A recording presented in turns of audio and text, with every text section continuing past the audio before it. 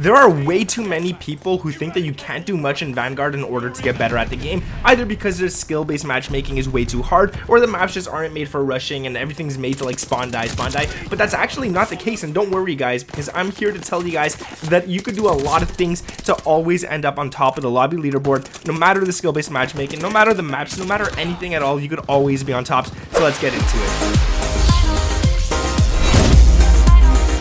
What is up guys, my name is Nick and welcome back to another Vanguard video, man. Today we're going to be talking about everything on how to get better at the game itself. So it doesn't matter gun skill, it doesn't matter map knowledge, well, so all that matters when you put it together, but all of that doesn't matter separately. And we're going to get into talking about some stuff here, a lot of tips that a lot of people just don't talk about, a lot of things that people don't share and all that kind of stuff. And we're going to hopefully get you guys a lot better at the game. Now if we could go for a 1,013 likes on this video, that would be amazing. I don't know, the number's random, it's funny, I like it, let's do it. Let's go and smash that like goal. If you guys could do it, that would be absolutely amazing. Subscribe to the channel if you guys are new around here with those notifications turned on, and even if you're not new around here, feel free to do it. And let me know down in the comments below, what is your current KD in Vanguard? My KD is a lot lower than it was in Modern Warfare and Black Ops Cold War, but I mean, hey man, Vanguard's got a whole set of skill-based matchmaking on its side, but either way, you can still get on top. Don't even worry guys. Like, I joined this game late. The gameplay you're watching in the background now, I joined late and I still ended up on top. And it's just, guys, come on, I'll talk about all of that. Now you gotta also change your mindset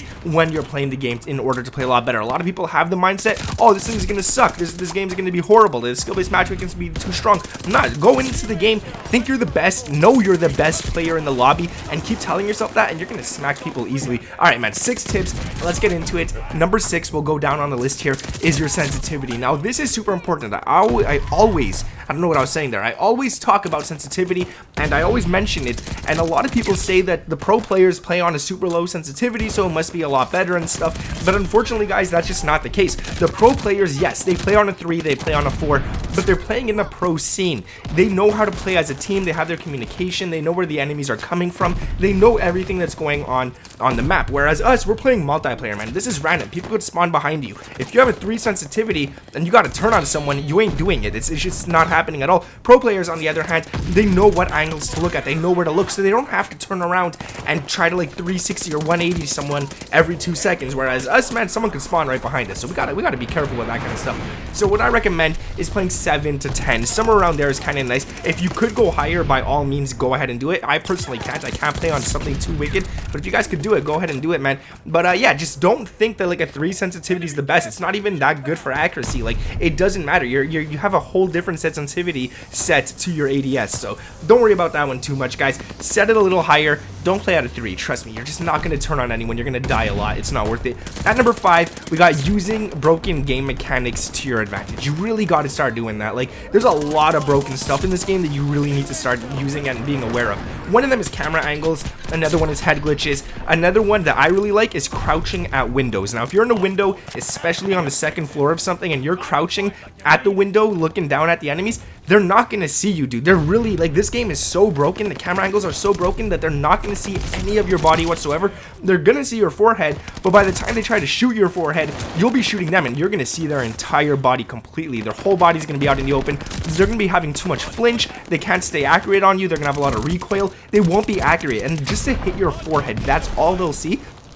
Gonna be impossible, dude. So a lot of people, man, you gotta crouch at those windows. So just stand at a window and look out, crouch at them, man. It's gonna be crazy. Another broken thing is you gotta jump around corners, kind of like Modern Warfare. They're using the same engine here, just modified a bit. If you jump around corners while sprinting, you're gonna break the camera angles. You're gonna see the enemy before he could see you, and that's kind of weird, but that's how it works. So let's say you jump around a corner, you see an enemy, you start shooting at him, he's gonna only see you like almost a full second after you jump out of that corner, which is a huge advantage you have. You could kill him, because it only takes milliseconds to kill people in this game.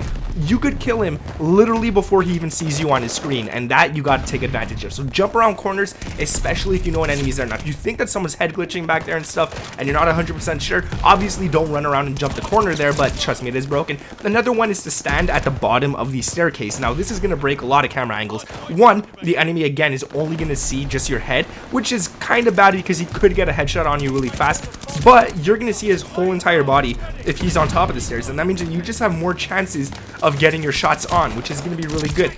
And usually the bottom of the stairs in most games is the worst spot to be, but in this game, and like the same as Modern Warfare 2019, it's really nice. You got to go there, man. At number 4, you got to start centering your crosshairs, man. You know those little things in the middle of your screen, they don't mean nothing, they're there for a reason, and that little dot that sits in the middle as well, those are super important. If you think an enemy is out ahead of you in a window, have that pointed at the window as you're running in that direction. In case an enemy does pop up, you don't have to readjust your aim, you don't have to do anything, you literally just have to ADS, and you're already aiming directly on the dude. Now, if you think that someone's coming out of a doorway or someone's gonna jump around a corner or something like that, have that crosshair ready. Don't keep it centered at the ground, don't keep it like looking at the sky and stuff. You wanna always put that where you think the enemy's most likely going to come from, and it's gonna work out in your favor. At number 3, man, this is probably one of the ones I like talking about the most, and that is that you got to know when to camp and when to rush. And yeah, it sounds bad telling guys to camp, I get that, it sounds horrible, and I always get those guys in the comments down below saying stuff like, oh look, a camper is giving us tips on how to camp, ha ha ha, waste of a video. Dude, no, like if you actually listen to what I say, I'm not telling you guys to literally just sit in a corner and wait for people to run by. If you look at my gameplay, I camp a lot, but I don't camp in the traditional sense of camping. I don't just sit there and wait for people to come to me. You gotta know where to go. You gotta hold an area down, in better terms. You want to hold an area down, kill a bunch of people. Don't just sit in a corner, obviously. You gotta move around as well so that they don't know exactly where you are, and then leave that area. Push out to another side of the map or something like that. Like, yeah, it is camping, but it's not, because you know the enemies are there. You're not gonna just sit there and rush and just be out in the open 24/7 and die. It doesn't make any sense. If you gotta camp, you gotta camp. And this one really, it kind of triggers me. I'm gonna be honest with you guys. Like, it's not camping, it's playing like logically. You gotta do it, man. Like, don't be one of those people who think, oh, if I sit in this room for 3 seconds, I'm gonna be a filthy camper. Like, no, you're not, dude. You're actually gonna play smart. You're gonna let the enemies come to you.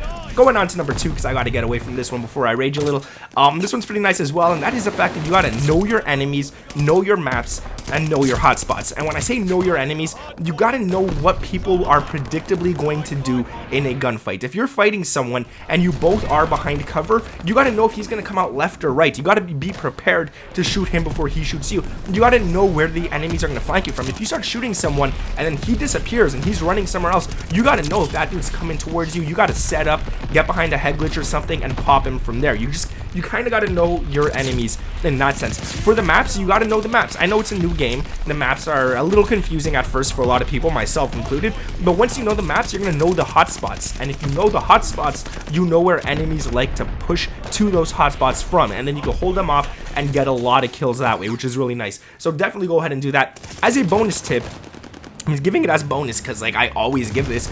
You want to make sure that you practice your accuracy. Aim as much as you possibly can. Like, practice your aim as much as you possibly can. You want to go into a private match, set the bots on to recruit, put the maximum amount of bots on, put the health all the way to the max, and set it to headshots only. Turn off your aim assist and just go off on those bots. It's going to help you out a lot. 1, you got to get a lot of shots on them because it's max health. 2, you turned off your aim assist, so you really are focusing on just aiming. And 3, it's gonna be fun. You only have the head to shoot at. So if you could get good at those type of things, and then when you go back online, obviously turn back on your aim assist. Don't forget. I always forget. It's horrible. Don't do it.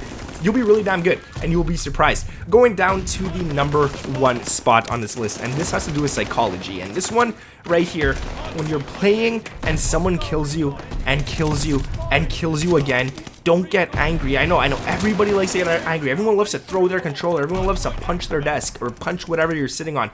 Don't do it. Literally don't do it.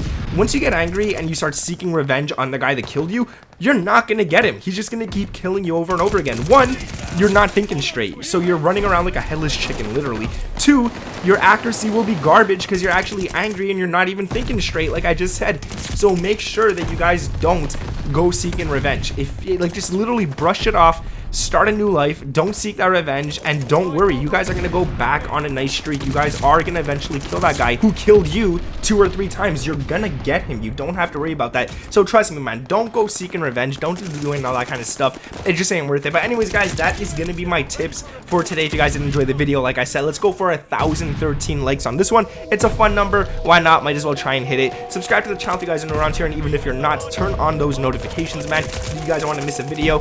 And let me know down down in the comments below, what is your current KD in this game? Like, is it lower? Even if you don't want to tell me your KD, just tell me if it's lower or higher than it was in Black Ops Cold War and Modern Warfare. I'm interested in knowing that. Anyways, guys, thank you for watching. My name is Nick, and I'll catch you in the next one. Peace.